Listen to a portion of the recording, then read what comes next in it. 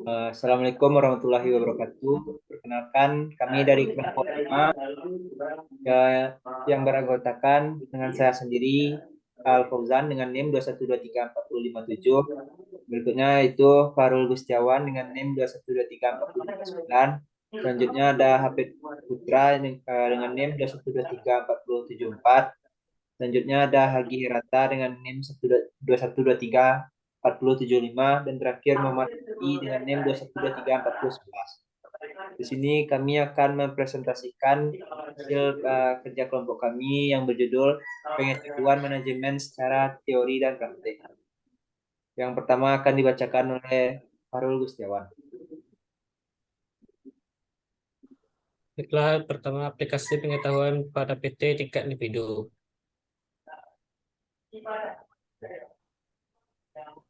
Karakteristik individu pekerja pengetahuan. Karakteristik individu dapat mencakup misalnya gaya kepribadian, preferensi mereka tentang cara terbaik individu belajar, bagaimana mereka lebih suka menerima informasi mereka, serta bagaimana mereka dapat dibantu dengan baik untuk menggunakan pengetahuan itu. Salah satu cara memvisualisasikan personalisasi adalah memikirkan perusahaan satu orang atau perpustakaan satu orang. Semua sumber pengetahuan dalam repositori tertentu dapat dibuat seolah-olah mereka ada di pembuangan orang tertentu yang mencerminkan preferensi mereka, latar belakang mereka, dan sebagainya. Gambar 62 memvisualisasikan konsep interaksi banyak ke satu ini.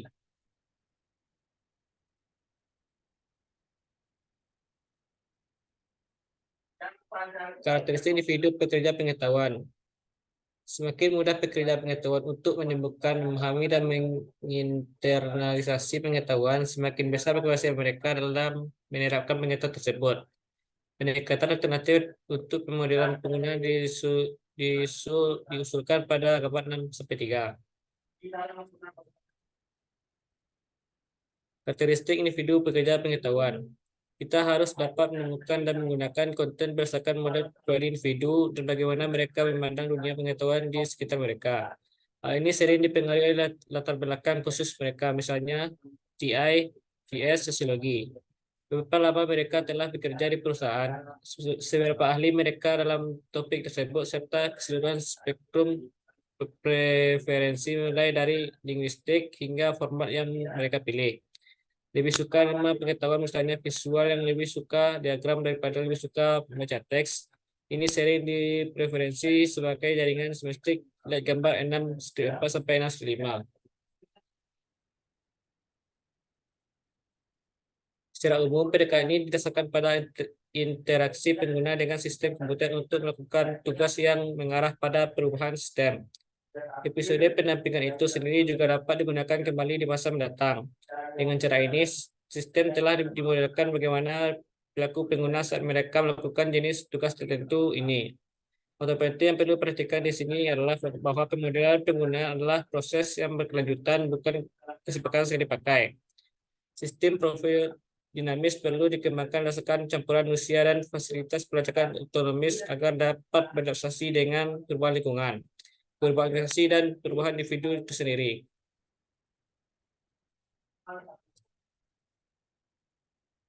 Eh, Taksonomi tujuan pembelajaran belum. Belum peraturan 1956 membagi pengetahuan menjadi skema hierarkis yang membedakan antara keterampilan psikomotorik, domain afektif, misalnya sikap, dan domain kognitif, misalnya pengetahuan. Taksonomi domain kognitif dirujuk pada gambar 6-1, tingkat dari rendah ke tinggi adalah pengetahuan, pemahaman, aplikasi, analisis, sintesis, dan evaluasi. Jelas, kalau moderator. Baiklah, selanjutnya yang akan dibacakan oleh Hagi Hirata.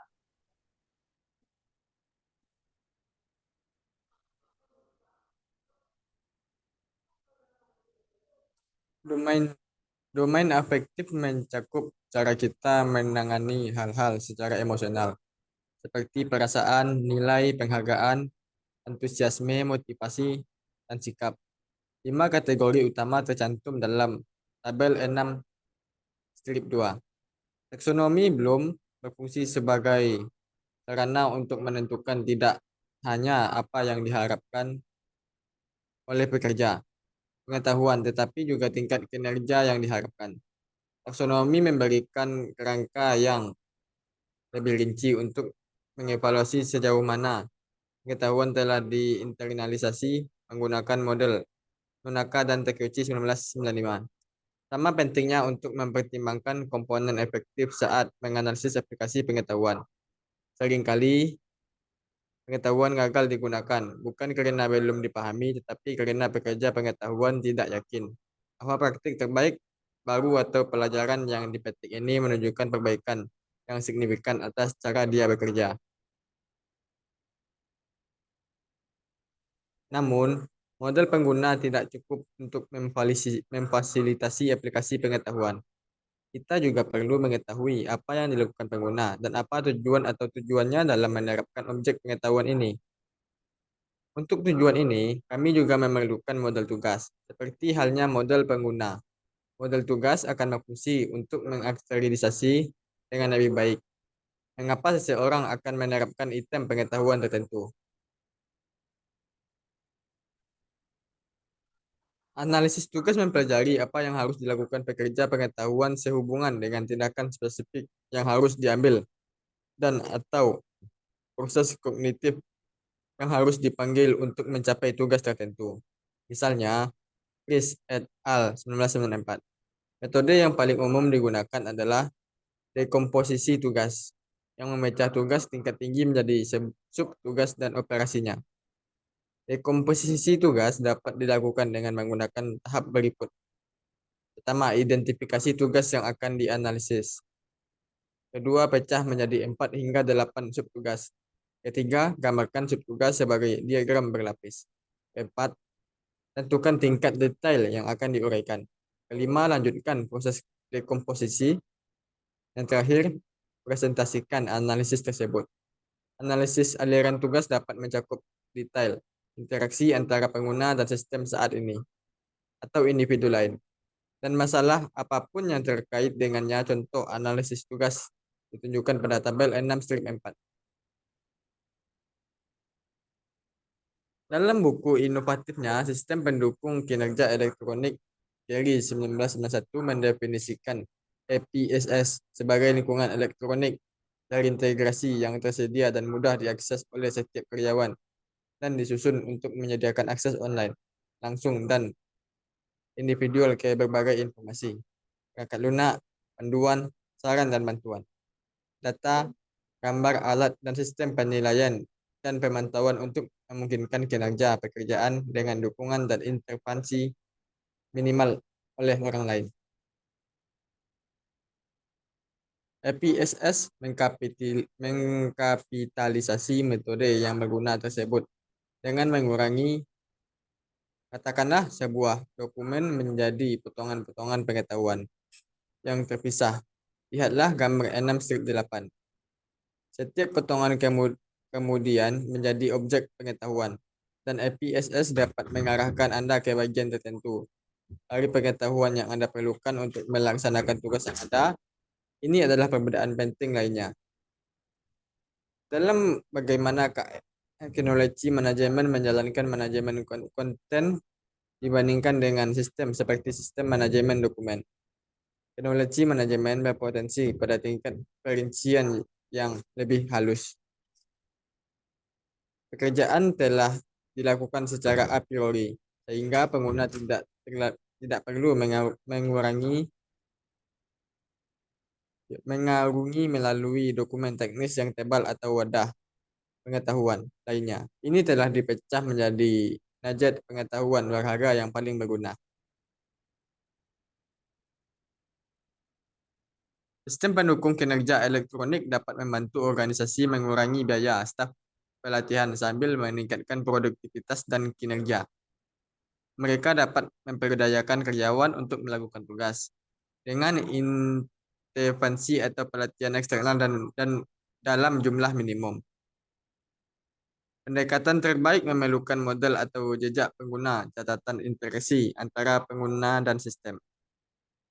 Model pengguna akan menangkap objek yang diminati atau fokus, yakni konten apa yang diakses, kapan, seberapa sering, dalam urutan apa, dan sebagainya. Log interaksi pengguna dapat diabstraksikan untuk menghasilkan tanda tangan pengguna dan tugas bersama-sama. Ini akan menghasilkan model pengguna dan tugas yang coba dilakukan pengguna. Kedua, sumber informasi ini dapat membantu memberikan dukungan terbaik untuk aplikasi pengetahuan dalam kasus tertentu. Gambar 6/9 mengilustrasikan pengguna sampel dan model tugas. Baiklah, terima kasih kepada Agi. Selanjutnya akan saya teruskan.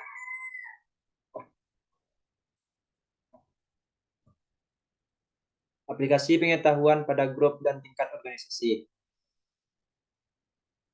Sistem manajemen pengetahuan atau KMS adalah alat yang ditunjukkan untuk mendukung manajemen pengetahuan. Karakteristik utama KMS adalah dukungan untuk satu, komunikasi antar berbagai pengguna, kedua, koordinasi aktivitas pengguna, yang ketiga, kolaborasi antar kelompok pengguna dalam pembuatan, modifikasi, dan diseminasi artefak dan produk. Yang keempat, mengontrol proses untuk memastikan integritas dan melacak kemajuan proyek. Sistem yang mendukung KM menyediakan fungsi spesifik terkait komunikasi, koordinasi, kolaborasi, dan kontrol. KMS memperluas perspektif karyawan sebagai pekerja pengetahuan dengan memberi mereka sarana untuk menciptakan pengetahuan dan secara aktif berkontribusi pada kumpulan pengetahuan yang dinamis dan dibagikan. KMS menyediakan dukungan untuk banyak fungsi informasi, termasuk satu, mendapatkan dan mengindeks, menangkap dan mengarsipkan. Yang kedua, menemukan dan mengakseskan. Yang ketiga, membuat anotasi. Yang keempat, menggabungkan, menyusun, dan memodifikasi. Yang kelima, itu pelacakan. Fungsi KMS ini menunjukkan banyak individu untuk mengatur aktivitas yang bermakna di sekitar artefak yang dibagikan dan dapat digunakan kembali untuk mencapai tujuan tertentu. Singkatnya, KMS membahas sifat pekerjaan dan keahlian yang terdistribusi. Salomon 1993. Dalam bisnis dan industri, teknologi KM digunakan untuk mendukung pembelajaran organisasi. KMS dapat dilihat sebagai sistem aktivitas yang melibatkan orang yang menggunakan objek, alat, dan teknologi untuk membuat artefak dan produk yang mewakili pengetahuan untuk mencapai tujuan bersama. Sebuah KMS mencakup keseluruhan sistem aktivitas, tetapi mempertahankan fokus pada aspek pengguna manusia. Seorang dengan tujuan bersama sebagai lawan dari aspek teknologi yang mendasari atau memungkinkan. Arsitektur manajemen pengetahuan organisasi akan terdiri dari setidaknya 3 tingkat. Pertama, lapisan data, kedua, lapisan proses, dan ketiga, antarmuka pengguna. KM tidak dapat didukung bagaimanapun dengan penggabungan sederhana dari massa data. KM membutuhkan penataan dan navigasi. Konten ini didukung oleh metadata, deskripsi formal konten, dan keterkaitannya dengan konten lain atau objek pengetahuan lainnya. Metadata mencakup informasi tentang struktur fisik, tipe data, metode akses, dan konten aktual. Berbagai alat dan teknik tersedia untuk fase aplikasi pengetahuan dari siklus KM. Email dan alur kerja adalah contoh teknologi push yang memberitahu pengguna tentang setiap perubahan, setiap konten yang baru diposting atau kadaluarsa. Ada 3 tingkat peran utama yang diperlukan untuk penggunaan kembali pengetahuan. Penghasilan pengetahuan, orang yang memproduksi atau mendokumentasikan objek pengetahuan. Perantara pengetahuan yang menyiapkan pengetahuan untuk digunakan kembali dengan mengindeks, membersihkan, mengemas, dan bahkan memasarkan objek pengetahuan. Dan penggunaan ulang pengetahuan yang mengambil, memahami, dan menerapkannya. Markus 2001 menyarankan ada 4 jenis situasi penggunaan kembali pengetahuan yang berbeda menurut individu yang melakukan melakukan penggunaan kembali dan tujuan. Penggunaan kembali pengetahuan yang cukup sesuai dengan pendekatan pengguna dan adaptasi tugas yang diuraikan dalam bab ini. 4 situasi penggunaan kembali adalah: 1. Produsen bekerja sama yang menghasilkan pengetahuan yang kemudian mereka gunakan kembali. Yang kedua, praktisi kerjasama yang menggunakan kembali kontribusi pengetahuan masing-masing Bution. Yang ketiga, pemula yang mencari keahlian. Yang keempat, penambang pengetahuan sekunder. Jenis pengguna ulang yang berbeda dengan demikian akan berinteraksi secara berbeda dengan repositori pengetahuan dan mereka akan berbeda dalam kebutuhan dukungannya. Oleh karena itu, repositori harus dapat mempersonalisasi baik secara ekstrim memperlakukan setiap individu secara berbeda atau paling tidak mempersonalisasi pada tingkat komunitas praktik. Repositori pengetahuan biasanya intranet atau portal dari berbagai jenis yang berfungsi untuk melestarikan, mengelola, dan memanfaatkan memori organisasi. Repositori pengetahuan akan berisi konten berharga yang merupakan campuran dari pengetahuan diam-diam dan eksplisit, berdasarkan pengalaman unik individu yang menjadi atau pernah menjadi bagian dari perusahaan itu, serta pengetahuan yang telah dicoba, diuji, dan ditemukan untuk bekerja dalam situasi kerja. Davenport, DeLong, dan Beers 1998 membuat perbedaan antara repositori yang menyimpan pengetahuan eksternal seperti yang dikumpulkan dari intelijen kompetitif, demografis, atau data statistik dari reseller data dan sumber publik lainnya, dan repositori pengetahuan internal yang menyimpan informasi informal seperti transkrip diskusi kelompok, email, atau bentuk alat komunikasi lainnya. Zack tahun 1999 mengklarifikasi repositori berdasarkan jenis konten yang dikandungnya, seperti pengetahuan umum, misalnya literatur ilmiah yang diterbitkan, dan pengetahuan khusus, termasuk pengetahuan tentang konteks lokal organisasi. Baiklah, sekian dari kelompok kami. Sekian dan terima kasih. Assalamualaikum warahmatullahi wabarakatuh. Waalaikumsalam warahmatullahi wabarakatuh.